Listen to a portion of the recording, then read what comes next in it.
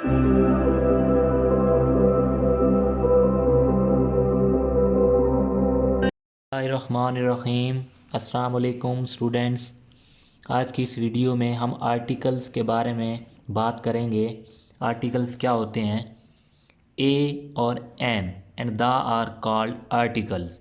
इनको हम demonstrative adjectives भी कहते हैं। Now we are discussing the important points related to the topic of articles. Types of article, definite article, indefinite article, uses of a और an, uses of the, उसके बाद omission of article and zero article। सबसे पहले हम types की बात कर लेते हैं। There are two types of articles, indefinite article and definite article. Indefinite जो होता है वो अनलिमिटेड होता है, डेफिनेट जो होता है वो महदूद होता है, लिमिटेड होता है। ए और एन जो है वो इनडेफिनेट आर्टिकल में आ जाते हैं, दा जो है वो डेफिनेट आर्टिकल में आ जाता है। इनडेफिनेट आर्टिकल ए और an is called indefinite article. जब हम कोई बात किसी बारे में बात करते हैं तो वो डेफिनेट ना हो या कोई ख़ास पर्सन या चीज़ ना हो तो वो इनडेफिनेट आर्टिकल होगा। जैसे कि a man, an ass, a house. इसका जो रूल नंबर 1 है कि ए और एन की पहचान हम आवाज़, साउंड से करते हैं। ऐसे अल्फाज जो वावल साउंड से शुरू हो रहे होंगे उनके साथ एन लगाएंगे। रूल नंबर 2 जो है, ऐसे अल्फाज जो कॉन्सोनेंट से शुरू हो रहे होंगे, कॉन्सोनेंट साउंड से, उनके साथ हम आ यूज़ करेंगे। For example a yard, a house, a hole. Important note ये है इसमें, जो अल्फाज हैं और नेस्ट, एयर, ये जो है वावल साउंड से शुरू हो रहे हैं, यहाँ पे जो एच है ये साइलेंट है। उसके बाद वर्ड यूनिवर्सिटी और यूनियन जो है ये कॉन्सोनेंट साउंड हैं जो कि शुरू हो रहे हैं यू साउंड से।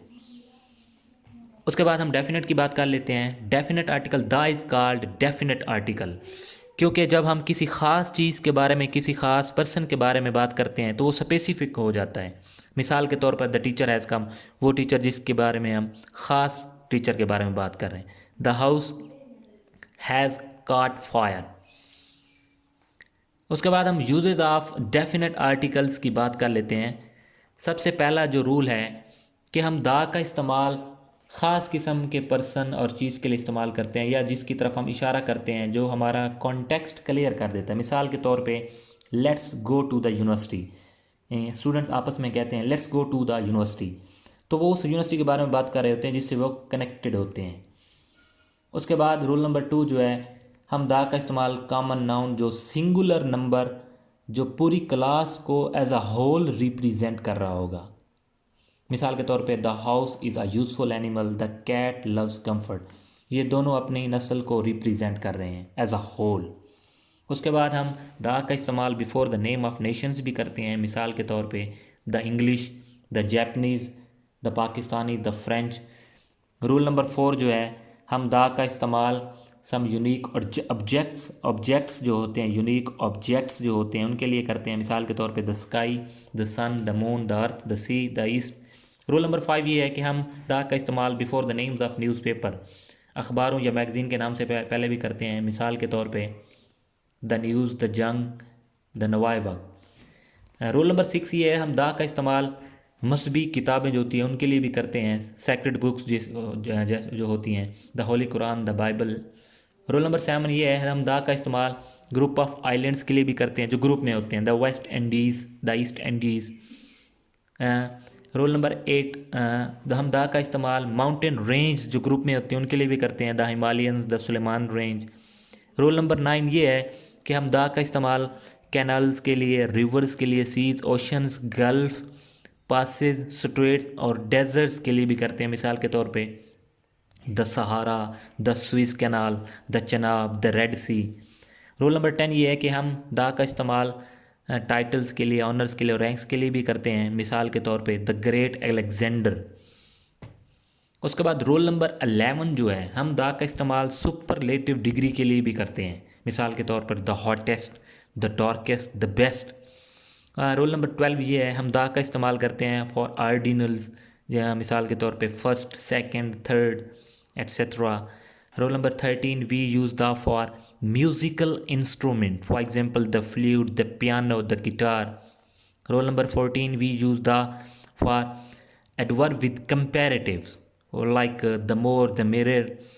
हम दा का इस्तेमाल एडजेक्टिव से पहले जो कि नाउन के तौर पे इस्तेमाल हो रहे होते हैं उनके लिए भी करते हैं। मिसाल के तौर पे the poor, the rich, the blind, the brave, the living, the good. अब हम ये चीज़ पढ़ेंगे कि दा का इस्तेमाल कहाँ पे नहीं करना होता। Before names of substance and uncountable nouns, जो अनकाउंटेबल नाउन होते हैं उनके साथ दा का इस्तेमाल नहीं करना होता। मिसाल के तौर पे गोल्ड, शुगर, विजडम, विर्च्यू, ऑनेस्टी। और उसके बाद जो नाम होते हैं, नाम के साथ भी दा का इस्तेमाल नहीं करते। रिजवान, असलम, आबिद।